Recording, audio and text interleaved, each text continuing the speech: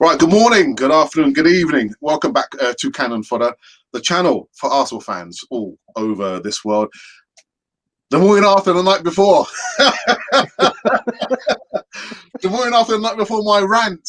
Listen, I don't like to rant. I don't like to rant, but I thought the team and the coach, the manager deserved it last night, man.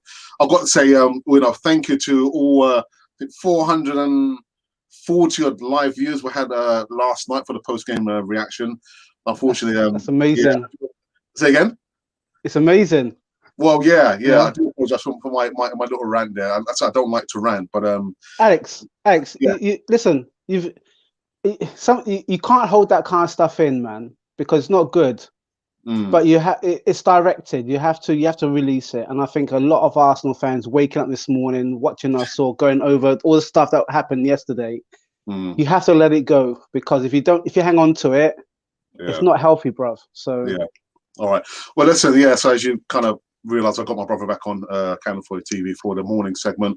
I'm going to be continuing doing the morning segment for this week, because my school is actually on half term. So those of you who've been thinking, what's going on with the live segment? I'm back. But listen, I'll see you on the other side of this live show and then this music intro.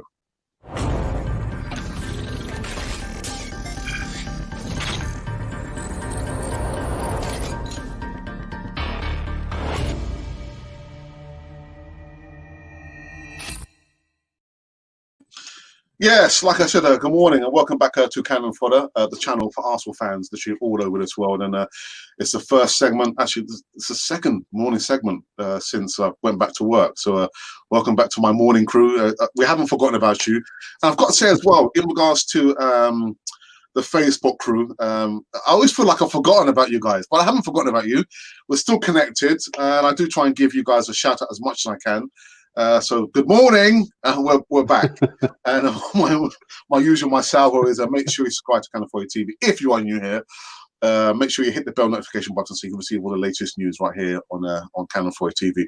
We're quickly making our way to 10,000 subscribers. We're like 300 and some short, but help us get there sooner rather than later. I want to get to 10,000 before December. Please help me. Help us. Help us. Yeah, so we're going to get into some bits and pieces of news, and then I'm going to ask my brother certain questions. I'm not sure which moderator I have with us. It's probably David or Monty. I know Monty, they've been having some problems with his Wi-Fi, Ralph. So okay. Yeah, I hope he kind of sorts it out. I like Monty. David.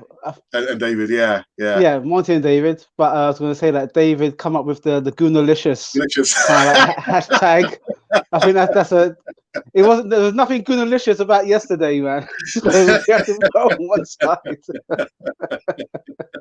So we have to see, which moderator actually turns up. Again, they're not paid. We don't pay them. They're doing it out of the kindness of their own hearts. Yeah, so appreciated, man. And actually, I've got to send something to David.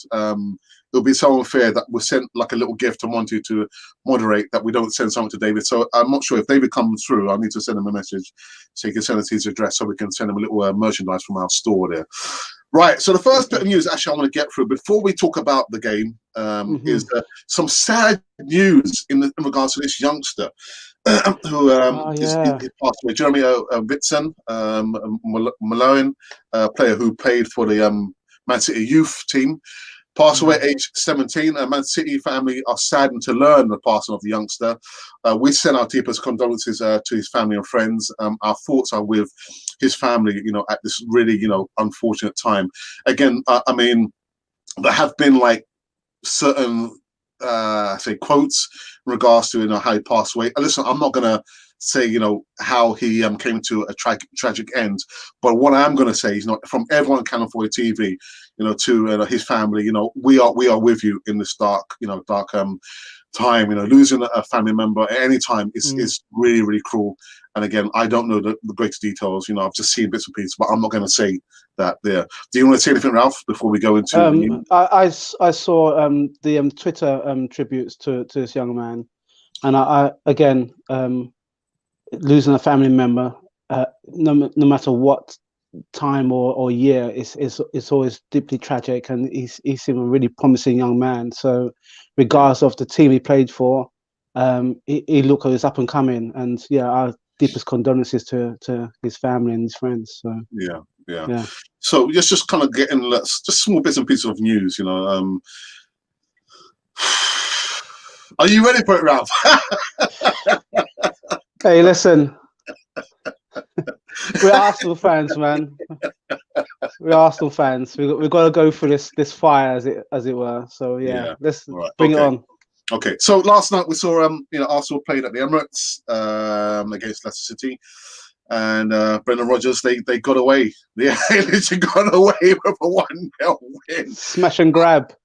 I've got to say, really, I know people were talking about, oh well, you know what, it's like they came just defending, and that was Brendan Rodgers' plan, just to sit deep until their talisman Jamie Vardy came on, and it worked to a penny. It worked. 80th minute, they got the points. But you know what? It's like, even though we had the opportunity with the game, the goal which was chalked off by VAR, rightly or wrongly, like we said, Ralph, last night, you can't rely on those situations there. You've got to go out and win the game. And after that, I couldn't see literally where we're going to get the winner. Aubameyang was nowhere to be found. Pepe came on, had a shot on goal. Lacazette, I just couldn't see where we're going to win, Ralph. I couldn't see where we're going to win. So before I know you're dying to say something. I'll hold my peace for now. Cool. The thumbnail says it all, really. No creativity, no cohesion, no idea. I repeat, no creativity, no cohesion between the defense and the midfield and the attackers. And Mikel Arteta, like I said last night, I'm going to coin the phrase, the Olympiacos look, where he looked clueless. Ralph. Now you can say what you got to say, Ralph. Okay. Go for it. Have you cleared your chest? Because no. Okay. With your thumbnail, I think there's definitely no cohesion in the team. I think that's all there to see.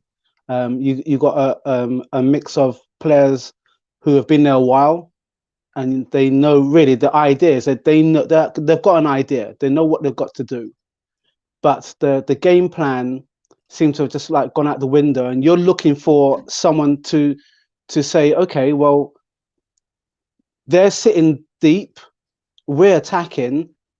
Everybody knows Vardy. Even Gabriel. I mean, we're going to that bit a bit later, no doubt.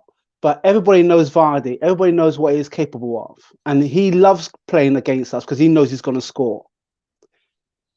If the team has an idea that if Vardy is not playing for about 60 minutes, that's your window of opportunity, and you pepper the goal, you attack. You're at home.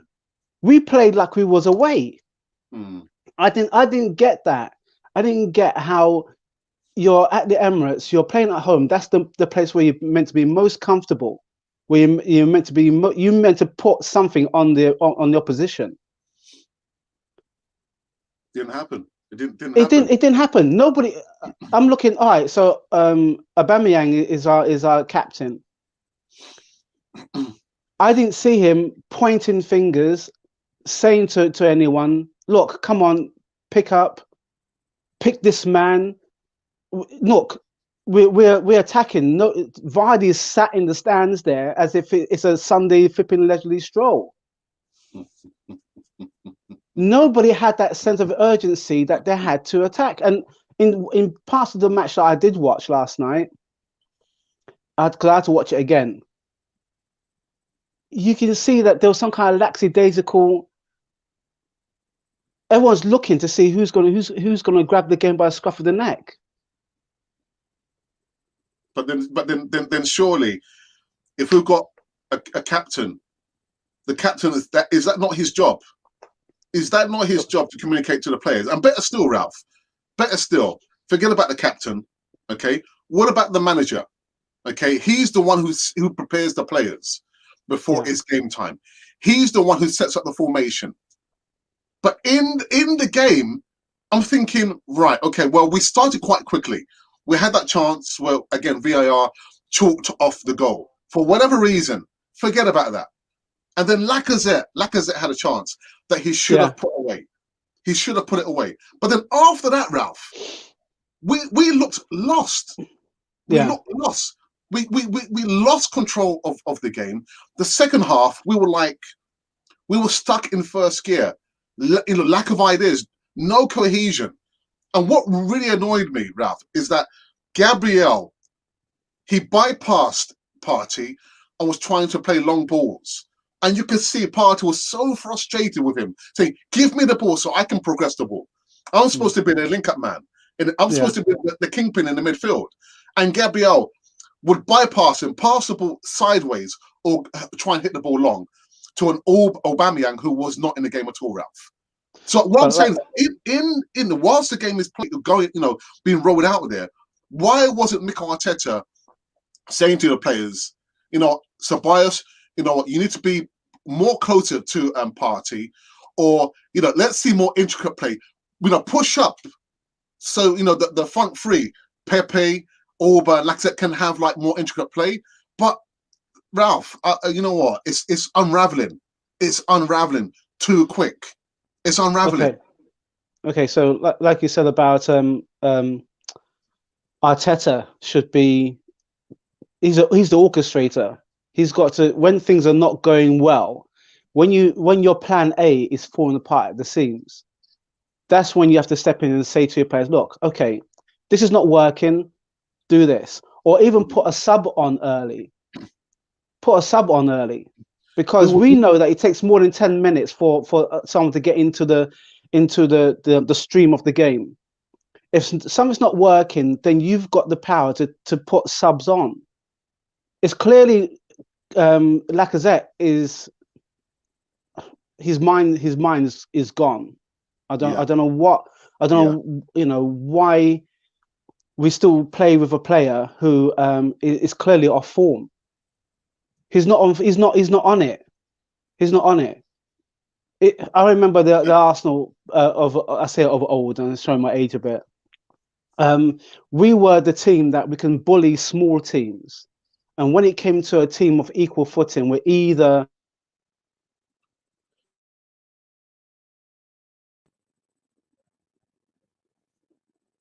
Right, he's frozen. used to I be. better take over. Oh, all right. Oh, you're right. You cut off for a second there. Sorry. You cut off for a second. Yeah. We used to be a team to bully opposition. Yeah. You were saying. Yeah. We used to be a team that used to bully, and now we've been bullied. As soon as we come across two like banks of four, it's like, oh, okay. Well, let's just hold the ball then. Let's try and draw them out. The opposition knows full well that they're solid in their defense. Why can't we try a few shots outside the box? Why can't we? I think we gave away quite a few free kicks as well, so it plays back into their hands. All these little things, these little link-ups, shows the bigger picture. The bigger picture is that we're not comfortable at home. We're not comfortable when we're away. We're expected to lose when we're away. And quite often, going back to last season, we did do. Now, really, there's no excuse. We have got the personnel for the time being. Forget about Massim Amwa and playmakers. Forget about Ozil. Forget about the players that's injured. At the end of the day, Alex, the team was good enough to win the match. And for some reason, the team was good enough to win the match. If you look at the 11, all right, this is the 11, okay? Leno, Bellerin, David Luiz, Gabriel, Tierney, Ceballos, Xhaka, Partey, Saka, Lacazette, Aubameyang.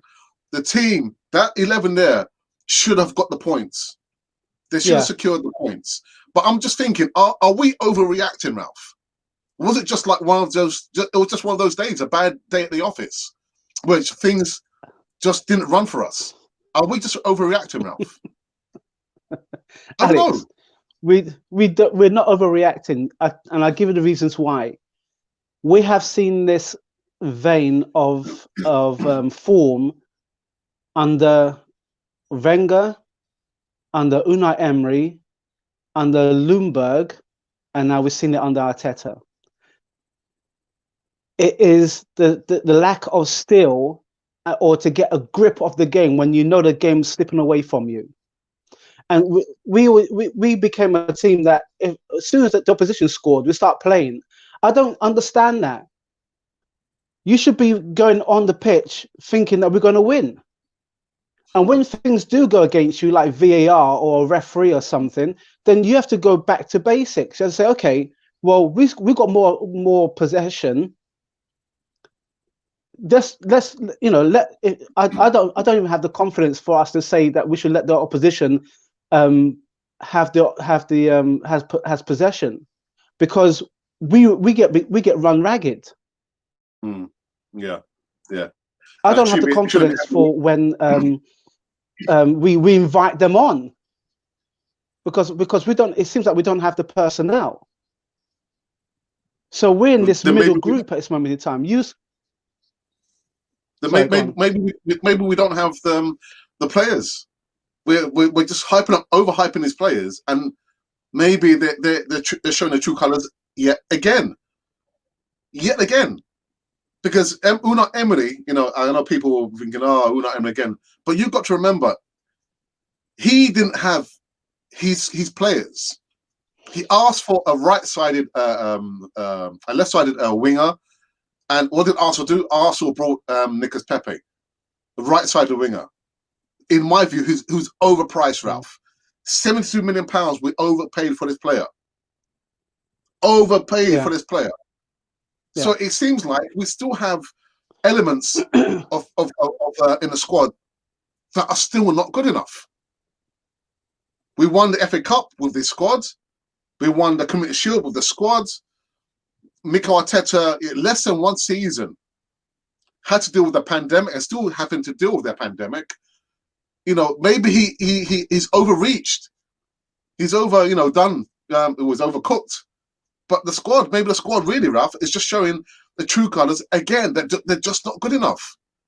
I've said, when I was covering transfer windows, Ralph, for the last 2.5 months, that even if we get Houssem Aouar, even if we get Thomas Partey or Dominic from RB Leipzig, I mean, this guy's a fantasy player, we're not going to get top 4, Ralph, this season. We're not. How can it be all these top teams? You know what? Tripping over themselves, they're getting draws, and we can't capitalize on that. We can't capitalize. It means that we're still not good enough, Ralph. We're not good enough.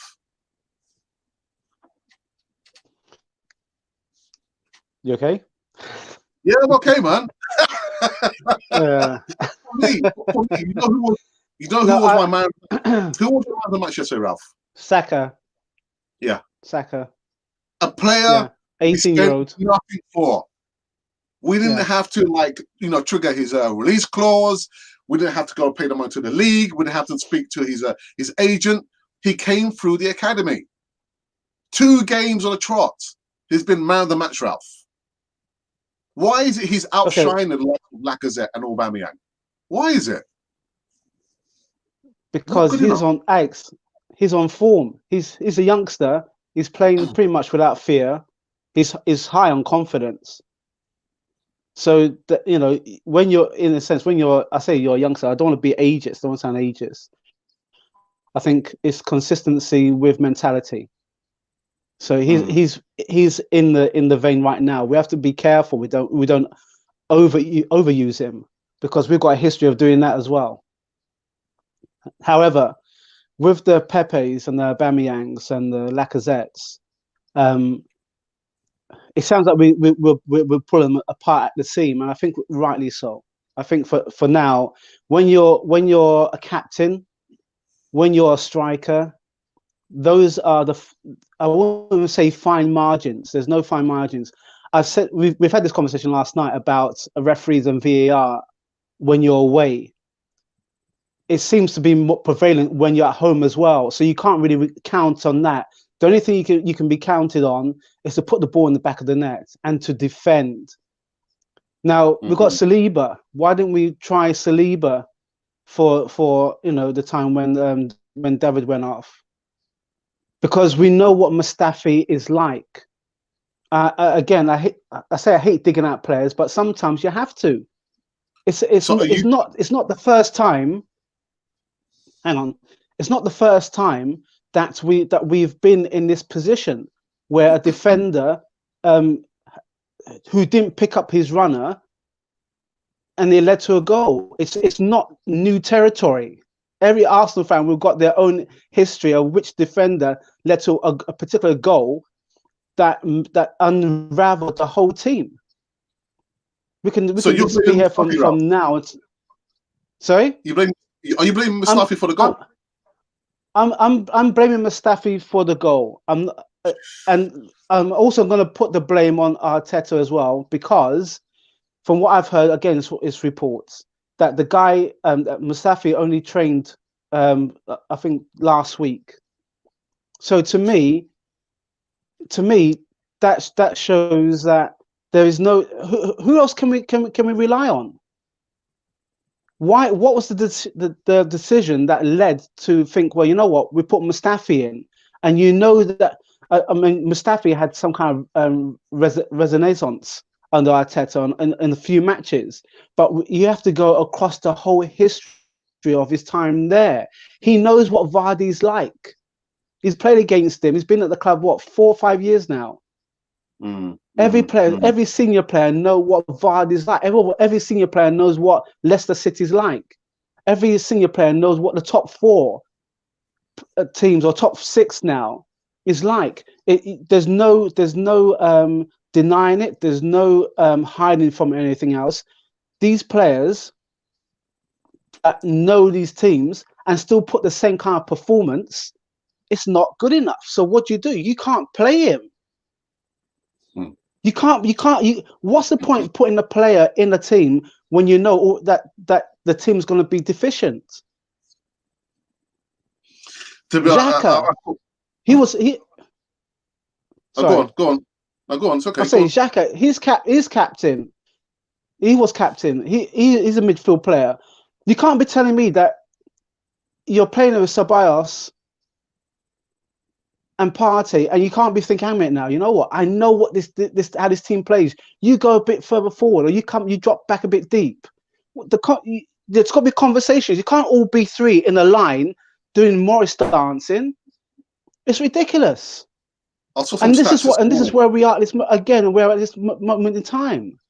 I saw some stats this morning that Gabriel passed the ball to Xhaka more than almost 100 times between themselves. So sideways passing there, and I was thinking, right. So there we're already on the back foot. You've got to progress the ball. We're needing players who have to have a forward mentality, and that's what I can't wait for Martinelli to come, Ralph. I know you're blaming Mustafi. I don't blame Mustafi, Ralph. I don't blame it. You can't win games if you don't stick the ball in the nets. I get that. You can't win games unless you stick the ball in the net. We've got players on X amount of minutes. Ralph, 1 second. Sorry. And let me just finish this point. We've extended Orba's contract. He's been our top scorer for the last 2 seasons. So heavily burdened for him to put us out on so many occasions. It's been crying out for other players to stick, to step up to the plate. Lacazette, he missed a sitter. Pepe came on at half time. Why is he not starting? Why didn't Pepe not start? William hasn't. I think he's out injured. Arteta is rotating the squad too many occasions. Stick with one team. Stick with one team that can get you the result. All this rotation, asking players to play in certain positions, which doesn't make any sense. You've asked William to play in the false number 9 role there. He's never played that position in his life. Play players in their natural positions, Arteta. Stop chopping and changing. How do you expect there to be consistency if you keep changing the teams from game to game? There can be no consistency. And so that's why I said with the thumbnail there, no creativity, well, that's a different issue. No cohesion and no idea. If plan A doesn't work, go to plan B, but there was no plan B, Ralph. I go back to the point, the Olympiacos look there. He looked, you know, lack of ideas, Ralph. I'm sorry, man. He gone to sleep. He's gone to sleep. No. Again, you. I have to say, I don't blame Mustafi, Ralph. I don't blame Mustafi. I'm sorry. But listen, any goal that comes in and it's led by a mistake from midfield, okay? You know your defensive line. You know who you got to pick up. And if you don't pick them up, it leads to a goal. And that's what happened to Mustafi. Now, unfortunately, whether Mustafi, you know, didn't get the memo about Vardy, or that the fact that he was going to be playing this game or whatever, your defensive responsibility is, I know these players around me. I know who's going to go out for the headers, who's going to sweep, who's going to leave the ball for the goalkeeper. The goalkeeper communicates to the defenders when he shouts and is confident enough, and that breeds confidence within the back four. Okay, I'm talking from a defensive point of view because that's where I used to play. If someone said to me, Ralph, pick up Vardy, that's my job for 90+ minutes. If Vardy is not on the pitch for 80 minutes, it's the man that would have come in for him. That's my job. If the man moves from left to right, I tell my other defenders, he's switching, keep an eye on him. I'll take this man. That's communication. That is leadership right there. You are in charge of your defense. Your goalkeeper would tell you to push up or to drop back if he's going to play it short. All these communicational points are basics. They're all basic. Now, the axe got to fall on someone, and the amount of times the axe has fallen on Mustafi is ridiculous. That means that you're not willing to gamble on a youngster. If Saliba come in and he lost his marker, do you think that we'd be having this conversation about the defense? We wouldn't be. We'd be talking about the fact that Lacazette missed that chance, that the midfield did not pair. Nah, we're still talking about it now. We're talking about it now. I'm talking from a defensive point of view, and the defensive point of view is what led to the goal. Otherwise, if Vardy was picked up, he wouldn't have scored that.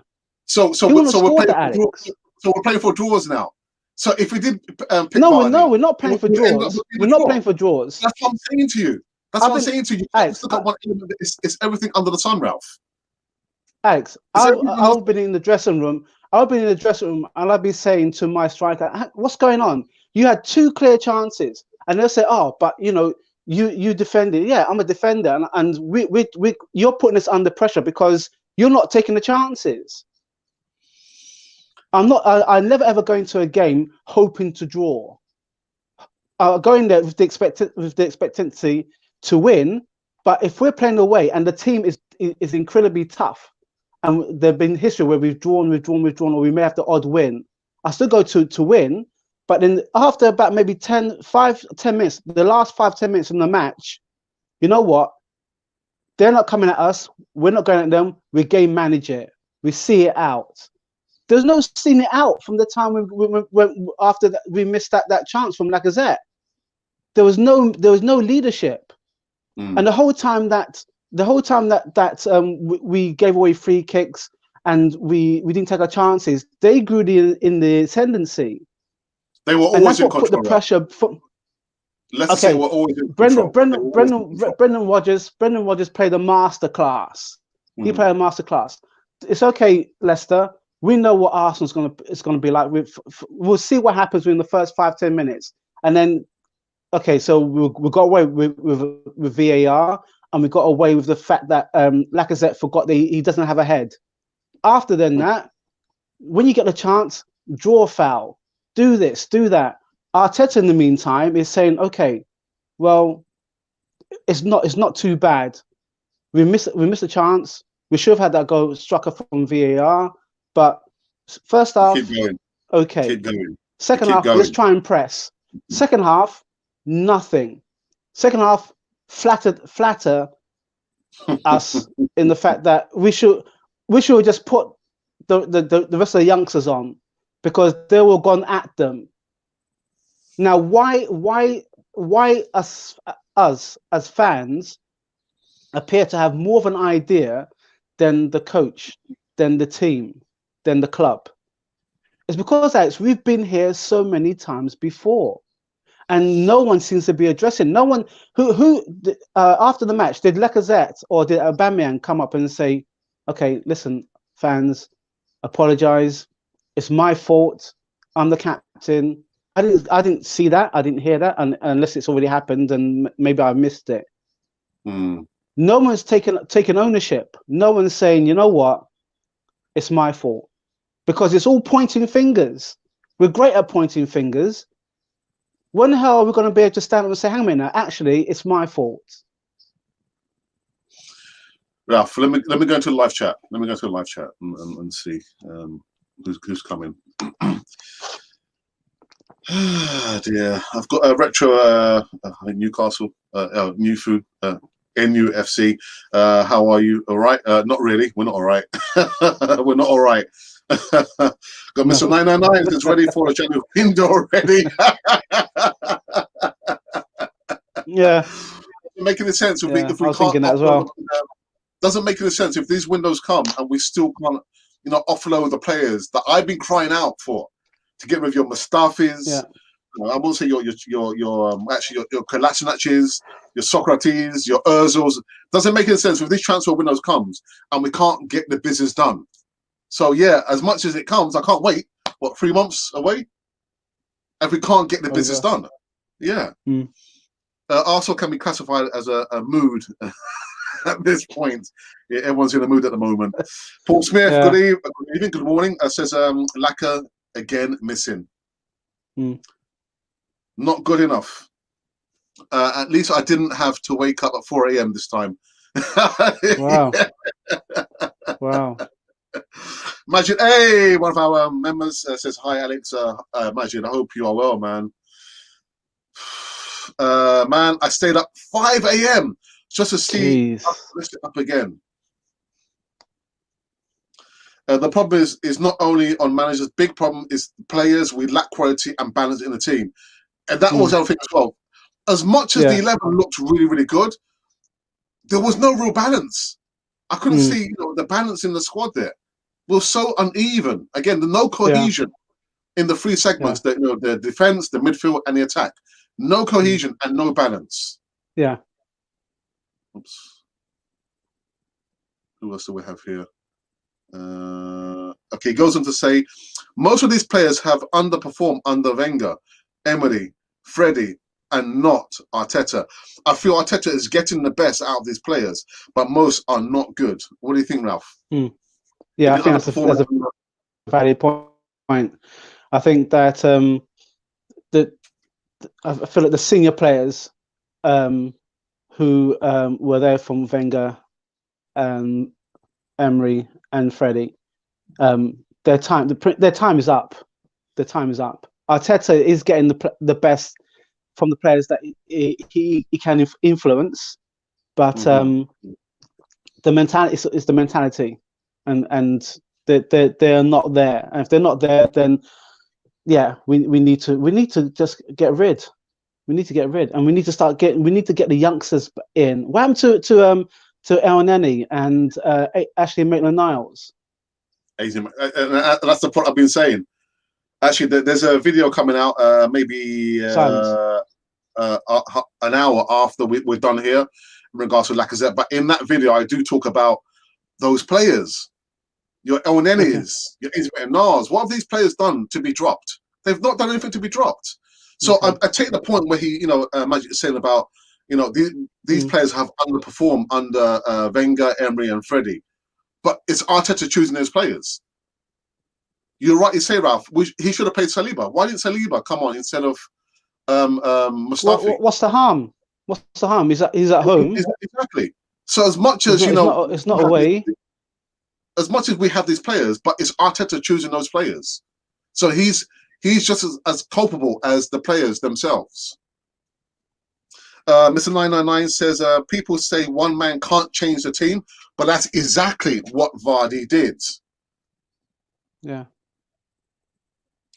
Jonathan, welcome back. Jonathan says, sideways, backwards as usual. Here, like I said, the stats I saw this morning, just under 100 passes between Xhaka and Gabriel. Not good enough. Not good enough. I am worried about Man U, and so am I. So am I. We're playing them on Sunday. Probably get turned over. If the first team players are not performing, then it's time to bring in some of the youngsters.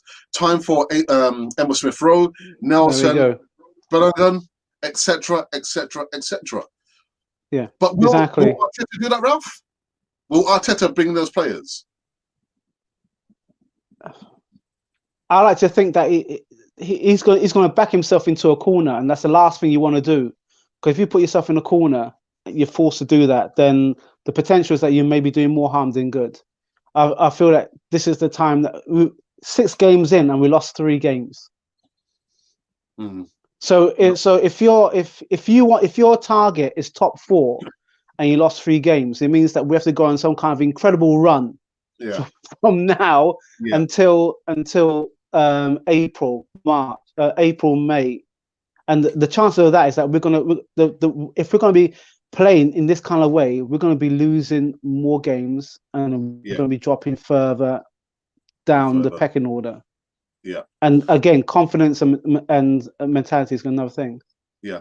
It hurts my brain knowing our players basically kept Thomas Partey out of the game, and that's what I said there. You know, I had like a little debate with Elto, the original Godfather, last night. We said that he was marking Barnes, but he wasn't. He wasn't. He was in the midfield waiting for the ball to be passed to him. And yeah, the players bypassed him. They bypassed him. And Ceballos, to me, it's like he didn't fancy it last night. He wasn't like demanding the ball like he usually does. He wasn't like, you know, asking. It was weird to see, you know, Ceballos play the way he did last night. But you know what, Mr. 999, you are right. It's like we marked him out of the game. Our own players marked him out. True, Arteta needs to find his first 11 and stop changing too much. Yeah. Arteta doing too much, wants to play 4-3-3 and have Xhaka drop back to make it 3-4-3. Then Ceballos ends up, right midfield. Auba back and forth from right wing to striker with Laka dropping back, then Pepe. It's all too much, isn't it? It's too much. It's all too much. Yeah, it's too much. And Arteta, I think he's overthinking things. He's overthinking it. Oops. Bruno says Vardy could score 2 goals, 2 goals the same way. Yeah. As day follows night, you know Vardy's going to score against us. You know he's going to score a goal against us. So you counteract. Alex, go on. Sorry, cut in. But you see, that's just the thing.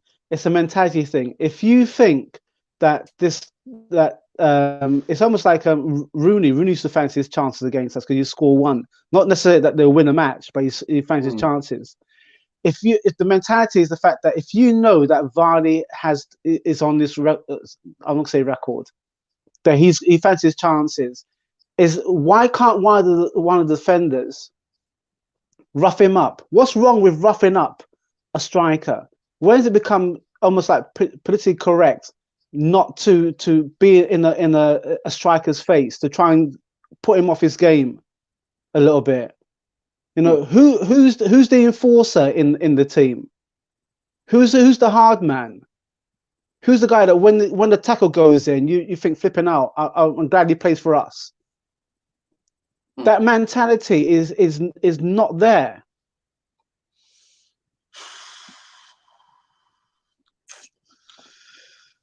I feel like the players are so confused that they move the ball one way because they don't know where anyone is going to be. I might laugh, but that sounds under Unai Emery, you know, there was whispers like the players wasn't sure. The same thing you're saying there. They weren't sure, you know, where they were supposed to be going. And then for me, so disrespectful for me that the players literally they down tools and they didn't believe philosophy, under Unai Emery, and it could be that maybe the players are probably feeling the same way about Mikel Arteta. I hate to think that players down in tools, purposely not performing to get him sacked. Is that what we're seeing, Ralph? I hate to think that. I think that if someone's down in tools, and it's not a thing that can't be disguised. It can't be disguised. If someone's down in tools, then you've got to front them up. You've got to tell them, hang on a minute now, what are you doing? Because at the end of the day, you're effectively saying now the team is not good enough. So what are you doing in the team then? I hope that's not what we're seeing. That people or players are purposely just running around like heads chickens and purposely not doing their best because they don't believe in Arteta's philosophy. Oh my days, man! I think it's time to end this Auba on the wing experiment. Just put him up front in the middle and use the likes of Saka and Pepe on the wings. But again, I want to see the players reacting to what they're seeing. Because if it's not working, I want to see Pepe not being so predictable and starting on the right. I want to see the players interchanging, trying to get some success, doing things differently, rather than trying to do the same old thing and trying to get a different result. You've got to change something to get a different result. Yeah. But I don't know, Arteta, man. That's why I'm saying to you, are we overreacting? Are we overreacting? Was it just a bad day at the office, Ralph? Alex, but we've had too many bad days at the office. We've had too many. We take the positives out of this. What more of a hint do you need when you lose a match? What more do you need? You didn't pick up their target man. The midfield was pushing the ball sideways.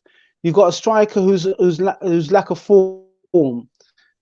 We're not paid those vast amounts of money to be in the team. We can see it from the outside.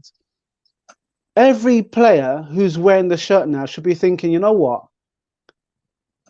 Am I good enough? And the manager's got to be pulling up and saying, hang a minute now, you know what? You're good enough, but you're overthinking it. You got to help me, and I can help you. Because at the end of the day, when you're on the pitch, all I can do is, from the manager's point of view, all I can do is direct and shout. When you've got the ball at your feet, that's your moment, that's your time. And if you're not doing it on a consistent level, I have to pull you off. Ralph, do you remember when Mikel Arteta said, in his first press conference, that it doesn't matter what his players did 2 weeks ago, 2 seasons ago, everyone starts with a different slate? I guess maybe that's coming back to haunt him. Yes. If the players are showing you what they are like and how they can perform at the optimum level, believe them. Ship them out. Ship the players out. You can't be giving them opportunities. And that's going to to the likes of Matteo Guendouzi, being ill-disciplined, on and off the pitch. If they're not performing or not following the instructions, what you tell them to do in a training ground, if they're showing you what they're like, ship them out. You can't, wipe the slate clean. These are more or less the same players who have played under Unai Emery. Ship them out. Ship them out. Anyway, or just like I said before, just put the youngsters in. Put the youngsters in. There's nothing. There's nothing. There's for I say an experienced or mature player. There's nothing worse than being put on the bench and a player comes in your place and performs better than you. Remember what I said to you last night about you got to be in a position to take something away from a player that he values. If you're paid a high wage, then for every time you miss a shot on goal, if you're a striker, if you miss a shot on goal, you're fined. For a defender, if you miss your marker and it leads to a goal, you're fined. and then you have to upscale it because the matches are unforgiving, Alex. What we've done, in essence, and we've done this on a consistent level now for I'll say for about 9-10 years now. What we've shown consistently is that no matter where the team is, whether they're on the bottom half of the Premiership or the top half of the Premiership, we will give you a chance to score or to have a goal chalked off, to be dug at, to be pulled, bullied, and everything else. We've shown that. Because we don't get back at these people. We don't get back at these teams. We don't have that fear factor. I think we had it after Corona, hence the reason why we got two prizes. One is the FA Cup and one is a Charity Shield. But now that's gone. We're starting from now. And so far, we're way behind the 8 ball. Yeah, Arteta's too pragmatic, man. Let me go back into the live chat, Ralph, for the last time before I wrap this one up. Majid A, he's literally trying to turn Orba into Henry with the shifting thing. To be honest, he has scored a lot from that position, but I still think Orba should be in the middle. I don't think you can't argue with the stats because he's scored a bucket load of goals from coming off from the wing. Yeah. But again, we can't be so reliant on Orba to score the goals. All the other players have to step up to the plates. And that's what's happening. Lacazette is misfiring. Should have scored. Oh, okay. He should have scored 1 goal last night. Should have scored 1 goal. But then who else can we rely on to score the goals? If Orba is off form, if Lacazette is off form, who's going to score the goals, Ralph? I guess we've got to give Nketiah the run of the on the money. Got to give Nketiah the run. Yeah. Kimi says, and then when Martinez comes in, sorry, I was saying when Martinez comes in, you have to again put them in, put the youngsters in, give the guys a bit of a rest, but then they'll be itching because when the youngsters start taking off, when they start firing, then that's it.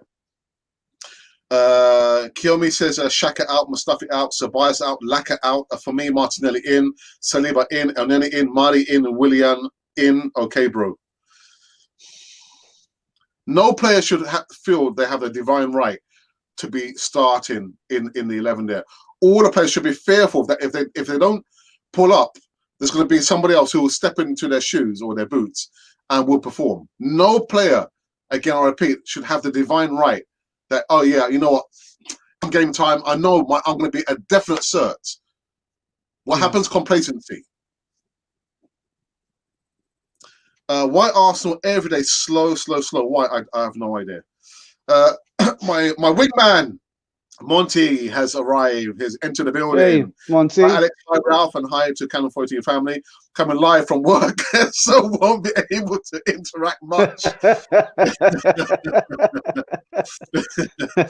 Hey, listen, Monty, they did a wrong one last night, man. Where was Elneny? Elneny didn't play. Didn't play, man. God, dearie me. Did Monty take him with him to work? Possibly. Possibly. One bright side of the season so far, every team is underperforming and anyone can lose to anyone, but we have to take advantage of this and others dropping points. And that's what I said. Doesn't make any sense if other teams are dropping points if we can't take advantage of that. It's like exactly the status quo. It's just everything just remains the same. It just remains the same. We're not making any headway. And Monty's remind everyone, please give us a thumbs up and subscribe if you are new here, please. Alex, good call about Elneny being dropped. I said it on the Friday morning show with Isaac that there's no reason for Elneny to be dropped. My favorite midfield would have been Elneny, Thomas Partey, and Ceballos. What did Elneny do to be dropped? What did he do to be dropped? I'm sorry. He should have been playing. And you know what? He's one of the players that has he has become he's got like a new lease of life under He's like a new Arteta, signing. him going. Sorry. He's like a new signing, El Neni. Yeah, yeah, yeah. So you're Could cutting out this a bit as well. reason behind Arteta changing a team game after game be because of the tight schedule and playing many games in short time? So he's trying to keep the players fresh. No excuse. You need, continuity and consistency. We've just got Thomas Partey. Let him become accustomed to the system. Let the players, become accustomed to, how each player, the teammates play. Chopping and changing doesn't suit anybody. Historically, we know December is the most congested period of the season there. We're still in October. There's no reason for it. Play your strongest team in the Europa League, the strongest team in the Premier League. It doesn't call for chopping and changing the team, Ralph. I'm sorry. That's why you have a squad. Or but if there's Otherwise, an injury, then it calls for to rotate. But apart from that, you need consistency. You need cohesion. Yeah. There wasn't any of that last night, Ralph. Nothing of that last night. No, not at all. El Neni should have played every game this season if he was down to. Yeah, he should have been playing last night. I'm not being biased because Monty's in the live chat because I'm moderator. We want to keep our moderator, man. Arteta and the staff need to be more strict with the players. I see more messing about than seriousness in all the training photos and videos. But listen, Mr. Nine last night. My brother doesn't watch the video. I refuse to watch that PR stuff over there. What matters to me is when they cross the white line, come game time, what they do on the pitch. But you're right. The last time I saw the videos, there's too much messing around. Too much messing around there. Do you want to say something on that, Ralph? Yeah. Again, that's a good point. We had this conversation last night, and I alluded it to. I'm not sure many people. I mean, I live in South Wales, and the national teams, the national game here is rugby. But what I saw from what the England rugby team does with their training videos, you've got a real proper insight into the amount of work that they do and the reasons for the work that they carry that practice out on the pitch and they execute that on the pitch. Arsenal is in no shape or form a promotional Hollywood blockbuster team. We should be. There's no point doing those videos because we are in this. I rather that Arsenal video, whoever does the promotion part of it, just put it on lockdown for 2 months or 3 months. Because what's the point of us seeing the team being really happy and glad to be training, and yet when on the pitch, it's a different mentality altogether. Stop the videos. Stop them going on. Not you can stop them going on social media, but just stop the videos, the promotional videos. Let's get our house in order first. Let's start winning our matches, whether we're at home or whether if we get the chance when we do go away. If we win away, then fine. But all this promotional videos about the training and the execution, it's as different as night and day. There's no cohesion. Doesn't make no sense. So stop the videos, put your practice, have a closed session under a roof or whatever, and do it that way because results matters. And at this moment in time, we can see what the result of them laughing. They're not taking the game serious. Listen, there's this next live comment, Ralph. Someone told me about this, that this could be a major factor but in the dressing rooms. Ozil could be destroying the morale as well, cause remember, he still trains with these same players that were on the pitch yesterday. Your thoughts, Ralph? Again, someone did tell me this, that if you've got a player who's been, well, I won't say, can I say sidelined? Well, anyway, we know the situation between, club versus player. So could it be that our number 10, who's still at the club, could be affecting the morale in the dressing rooms, Ralph? Okay. Yes. Yeah. Yeah. I see Ozil as a massive distraction. And what's the point of having a player train with the team, but actively he could be the best thing since sliced bread after post Corona, but the club has said and the manager has said that, you know, as much as he is with the team, we can see that he's not going to play a further part in the team. The team has won, funny enough, the team has won matches without him. If you're looking for creativity, if you still got the person who was a creative midfielder and he's just on the sidelines or he's in the club, it has to have an effect. It has to.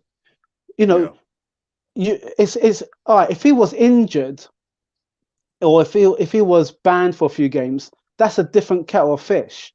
You're still in the squad. But when the club and the manager has pretty much put this player for whatever personal reasons, Arteta said how it's football reasons.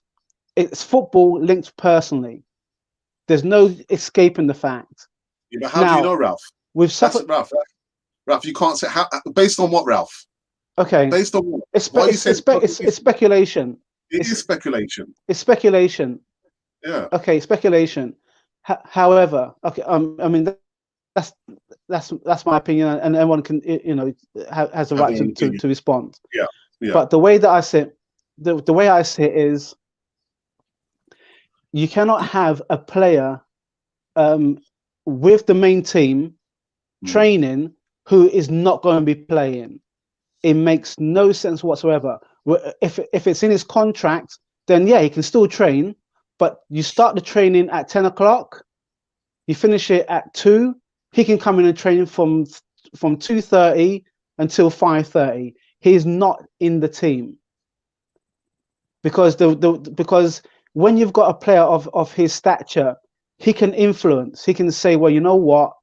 When I played under Unai, when I play under Wenger, when I play under, that's a natural conversation he's going to have with the rest of the players. And if this is the result of it, then it's decisive. So the best thing for the club, because he hasn't played from post-COVID, is to separate him to separate him from the team. The team has to move forward.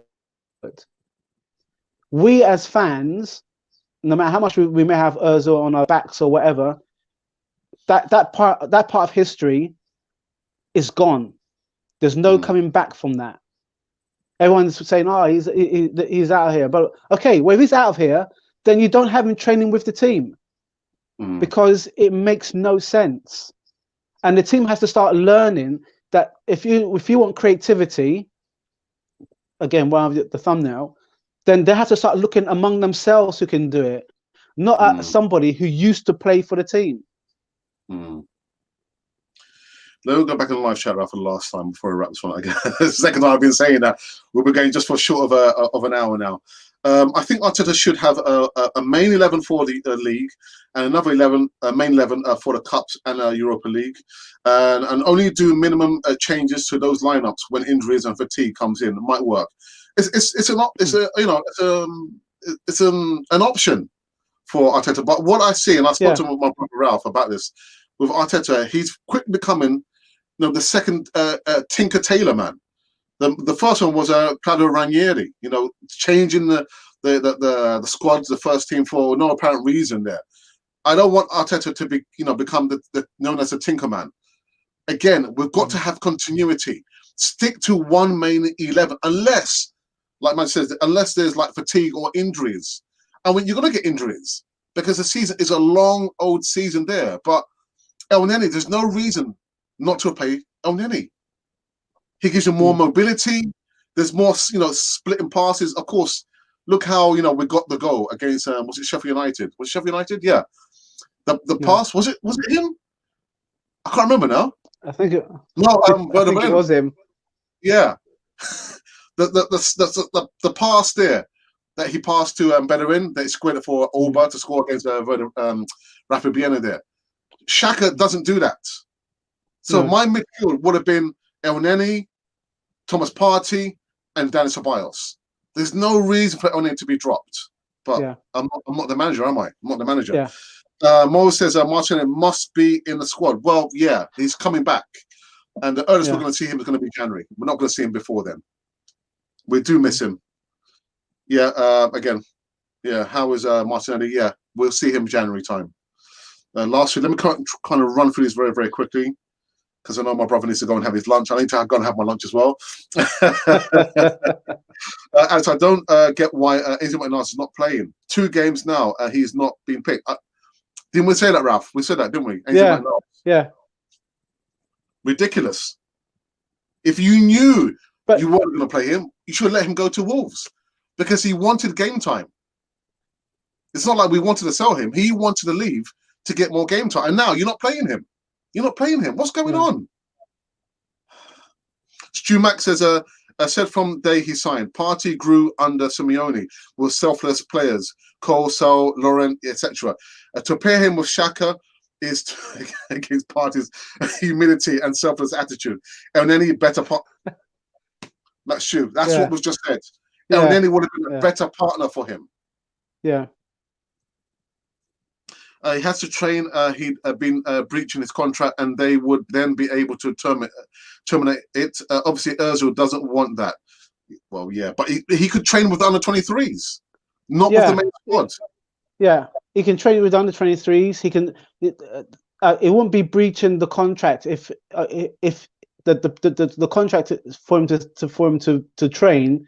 Yeah, to train, but then you can separate the training times because there's training times for the senior team. And there's training times for the under-23s. So you still train, but don't have him in with the senior squad. Yeah. Period. Majid A says it would have been better to take the financial loss and terminate Ozil's contract and remove all these distractions. And that's the one thing I've said. When he leaves, Ralph, a lot of the fan base is going to go with him. Wherever he goes, good luck to them. Yeah. But to have the player like that, and I'll say for the 100th time, in all the years I've been supporting Arsenal, I've never seen one player divide the fan base like Mesut Ozil. Never, Ralph. Yeah. In 42 years of supporting Arsenal, I've never seen that before. DWTT says, hello, Canal 4 TV. DWTT, you did some really good stuff with Ray Arsenal Fan Circle. And I've not seen anything about the forfeit, Ralph. Has Ray been in contact with you, Ralph? I'm sure I saw Ray. He did his forfeit. For this season, what is the forfeit? What is? Oh no, I haven't seen anything. I haven't seen anything. What are we gonna dare it? Are we gonna say challenge for what position? League position? Yeah, but exactly. I haven't heard anything from Ray, so you need to contact him. Yeah, I think with the recent results, maybe everyone's holding him back a bit.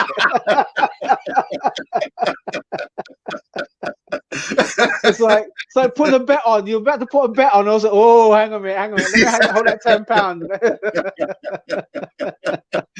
Oh, there's a Man United supporting in the live chat. Yeah, well, we'll see. Yeah. We'll see come Sunday what happens then.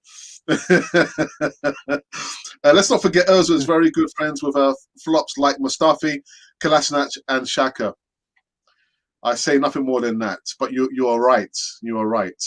Please, let's stop this. Ozil is not our problem.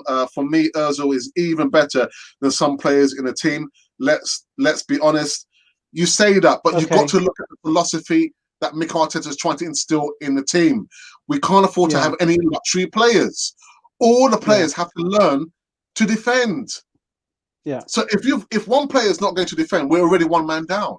But I'm not going to get into it, Ralph. I'm not going to get into it. Well, let me just respond to that. Yeah, let me respond to that. Man. Okay. All right. So no luxury players. All right.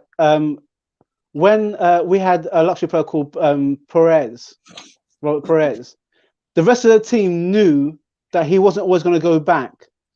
He wasn't going to go back and defend. But what they did realize that when you gave him the ball, he would open up for Henry or or Bergkamp or anyone else to score. That's the luxury player. If you can afford that, if the defense is solid, the midfield is solid, the attack is solid, you're allowed a luxury player. However, if a luxury player don't want to do those duties, but he doesn't grab the game by the scruff of the neck, he doesn't score goals, it's a luxury we can't afford. And that's what I was about to say. If you're going to use stats against that idea my brother's just said there, how many goals did he score last term?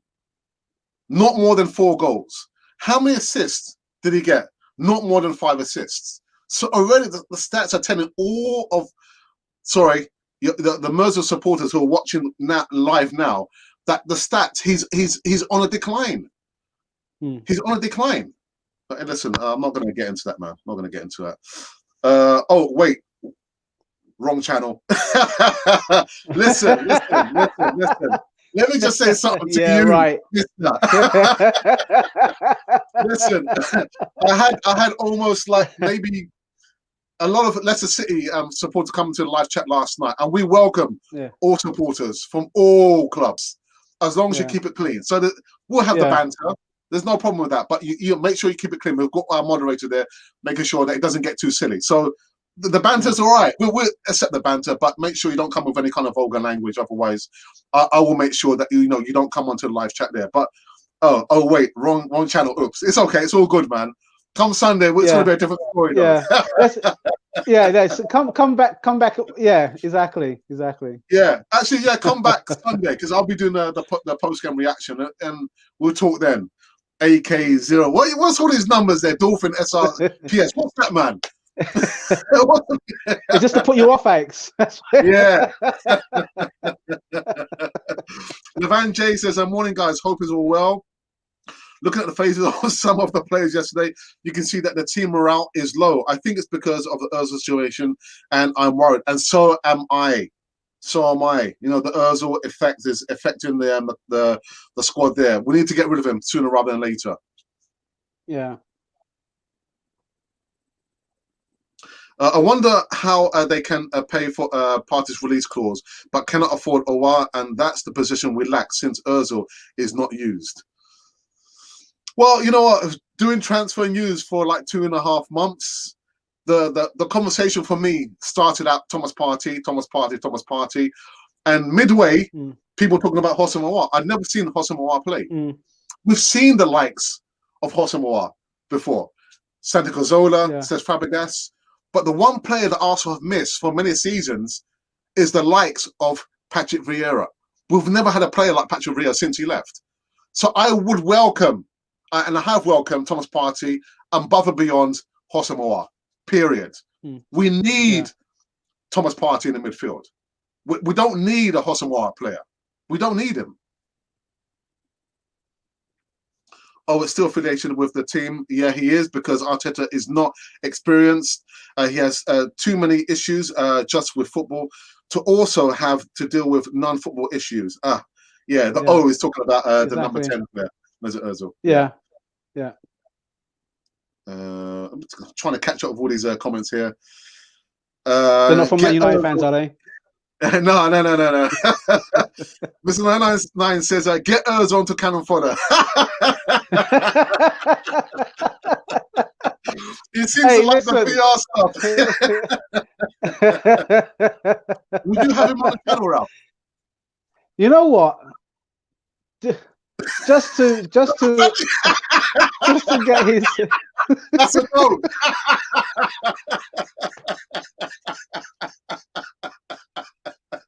Go on.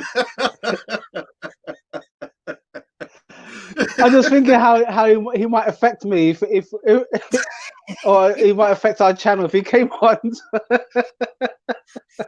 God, Gary, me, man. But hey, maybe he can finance us, Alex. He can finance us for the rest of the season until the end of his contract. No, thank you. No. Imagine Ozil with the under 23s.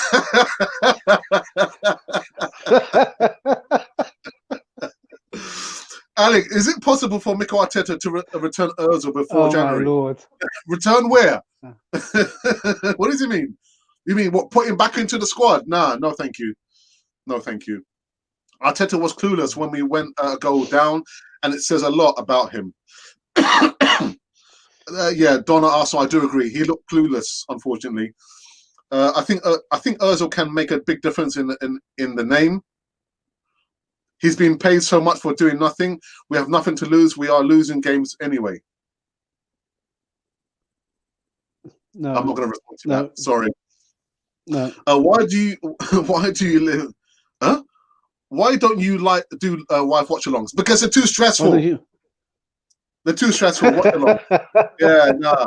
I said the next time I'll do a watch-along, we'll make a final. So if it's an FA Cup final, Champions League final, Europa League final, then I'll do a watch-along. But yeah, they're too stressful, man. Sorry, it's not going to happen. Oh, could you imagine after yesterday's? Oh God, dearie me, man. Nah, we've gone into meltdown. LOL, Man United fans on the Arsenal channel must be an Arsenal fan at heart. He just doesn't know it yet.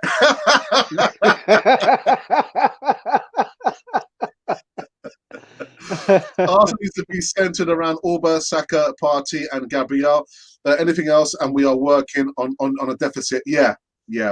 Again, you didn't put Martinelli as well. Martinelli, we still got Martinelli to come back to DWTT. Yeah. Last few, put Ozil in goal. Oh my God. My heart warms knowing I can put a smile on your guys' faces. Can't afford it for life.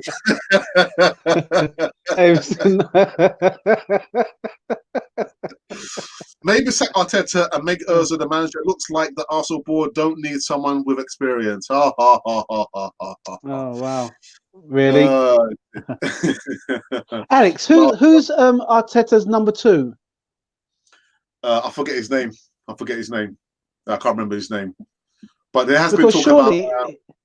Go on. I was gonna say, surely, the whole point of having a number 2 is a manager is always going to miss something, no matter how he relates his direction and everything else. You do need a number 2 to say to, look, hang on a minute now, Governor. I know you've got this, but there's something wrong along this side. You can easily be blindsided by your own failings as well. So surely the number 2's got to be able to, have a dig at him at times as well. Yeah. Every great manager always has a good number 2. So, Alex, you should do a watch-alongs with Ozil since he has enough free time. No, not with Ozil, man. I'd probably rather do it with my brother than Ozil. What are you talking about, man? You're trying to kill me. You're trying to kill me, boy. John Allen, good morning. Says, when blaming the defenders, but where was the keeper going? A keeper. Martin isn't healthy, but yes, he's a spot on the list. Arsenal's top priorities. Yeah, you're right. Okay, you keep saying the same thing there. Raz has a point. I mean, look at Pep talking to an empty chair for now. Empty chair now. Yeah, you're right. Yeah, where's his number 2? I can't remember his number 2's name. What's guys? Oh, right, here it is. Yeah, there you go. Yeah, so his number 2 is Albert Svensberg.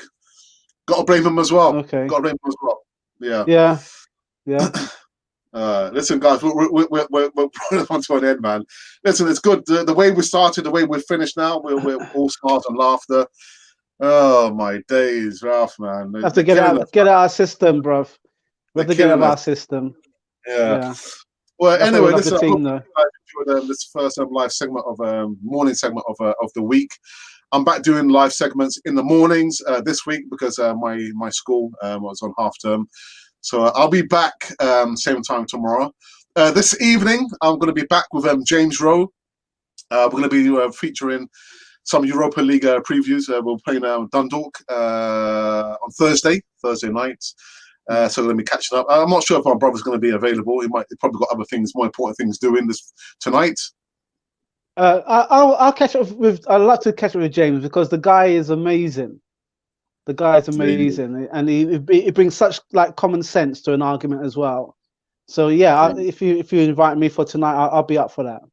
Okay, so it's 7 p.m. UK time. So if you have subscribed, you will see the notification. I've already done the artwork, so that's already up and running. If you have not, make sure you subscribe to Cannon Fodder TV so you can be part of the community here. Wonderful, wonderful laughter, the odd rants. But I'll probably do like a rant every like 60 games, Ralph, which is not a bad average. Really? I think that ratio is a bit out of sync, man.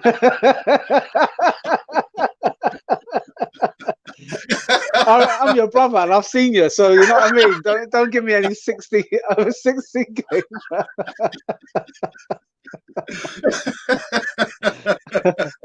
Oh, jeez. Anyway, for a morning live segment, we saw numbers like kind of creep over 60, which is pretty good for Monday morning. So I do thank to each and every one of you.